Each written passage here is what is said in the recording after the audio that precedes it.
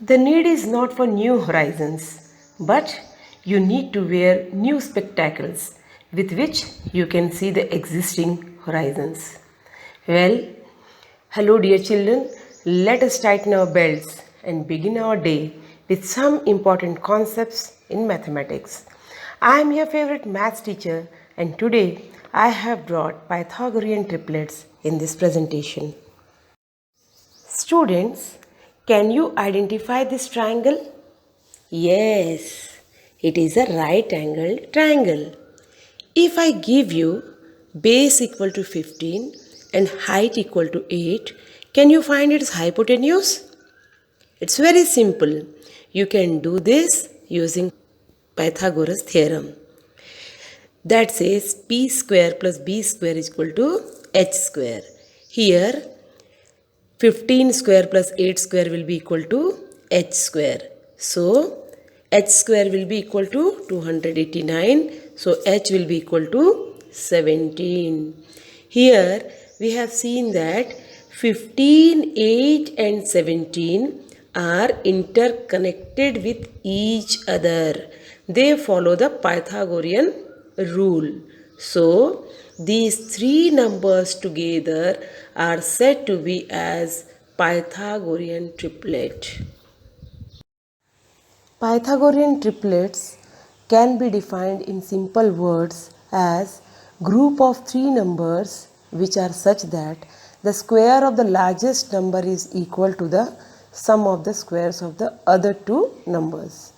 If A, B, C are three numbers such that a square plus b square is equal to c square, c being the largest one of the group, then we say that a, b, c form a Pythagorean triplet. 3, 4, 5 is one of the famous triplets that you all came across 1001 times. Let me make you clear, children. This is one of the primitive Pythagorean triplets. Now, what is a primitive Pythagorean triplet? A Pythagorean triplet in which all the three numbers do not have any common divisor other than 1 is known as primitive Pythagorean triplets. For example, 3, 4, 5 is a Pythagorean triplet which is primitive. 5, 12, 13 is also primitive Pythagorean triplet. So, one thing you have to note down here, in primitive Pythagorean triplets, one of the numbers is even and one of the numbers is prime, and the prime number is always the largest one. The members of the Pythagorean triplets can be compared with 2m, m square plus 1 and m square minus 1.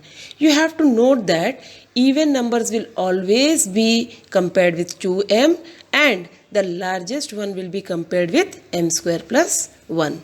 Like this, you can generate as many Pythagorean triplets as you want using these skills.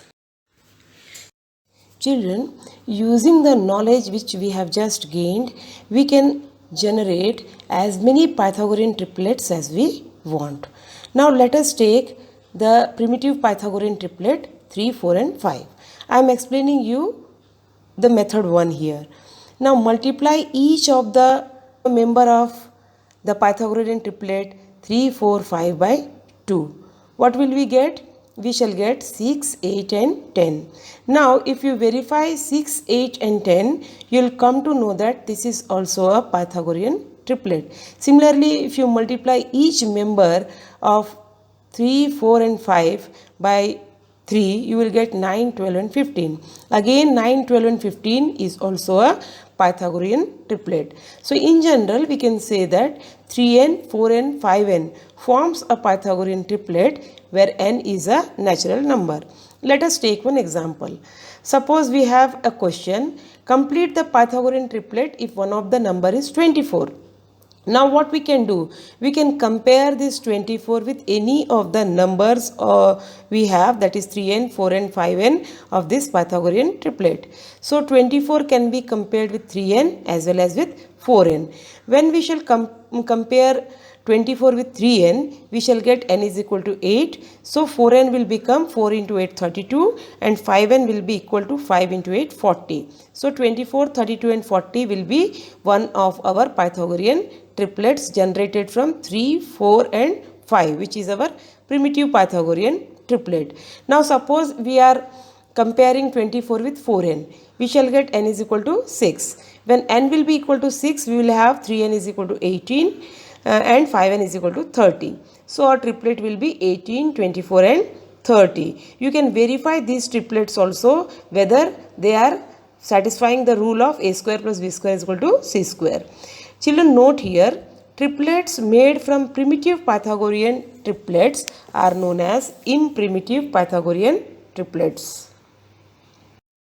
Now let us see one more method to find generation of Pythagorean triplets.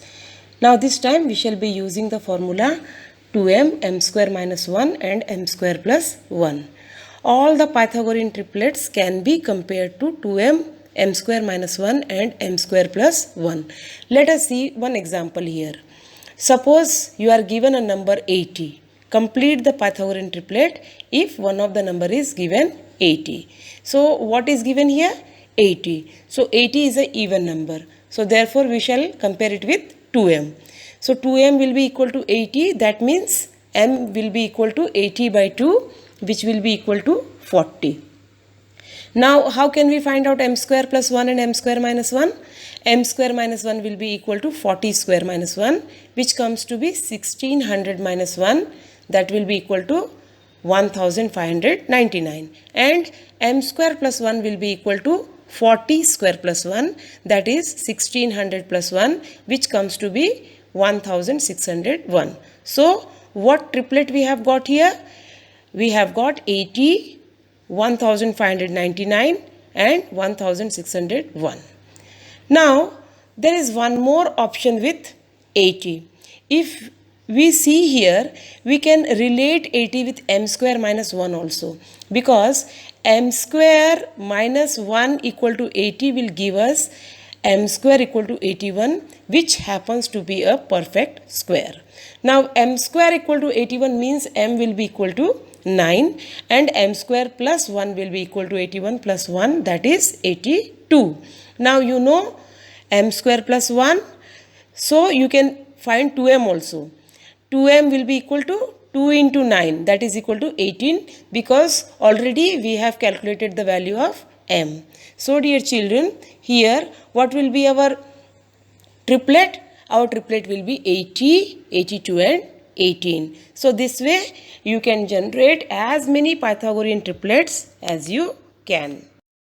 Children, one more type of question which you encounter in this particular topic is verify whether the following triplets are Pythagorean or not.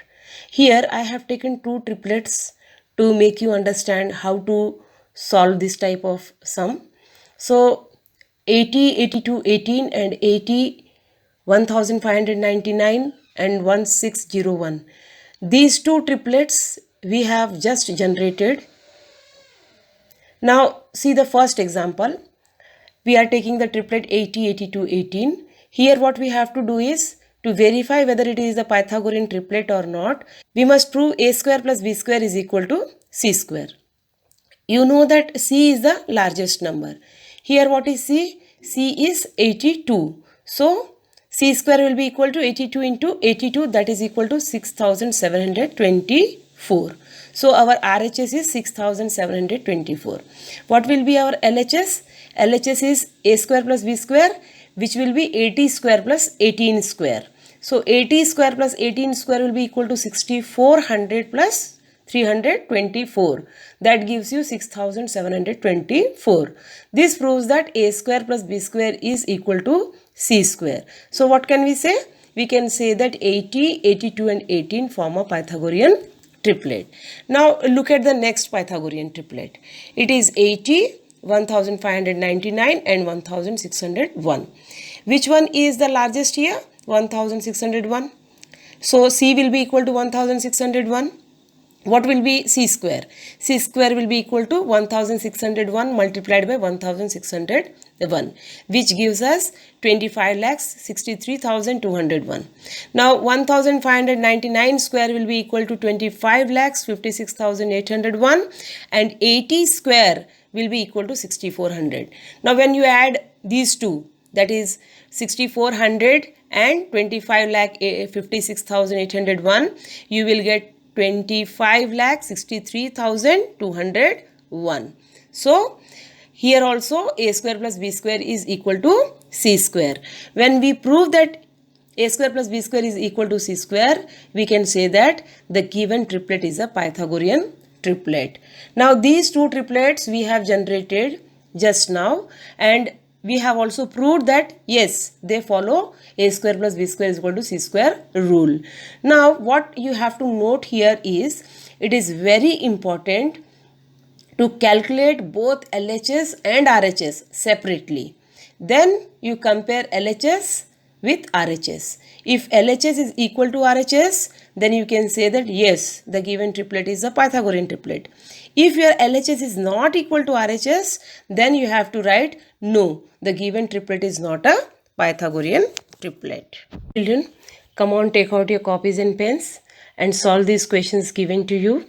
All these questions have been given from the concepts that have been presented in this presentation.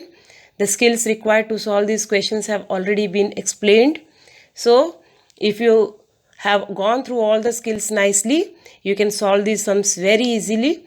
Suppose if you are not able to solve these sums, go back to the first slide and start watching it again, because these skills are very, very important from the point of view of examination of all the students of standard 8.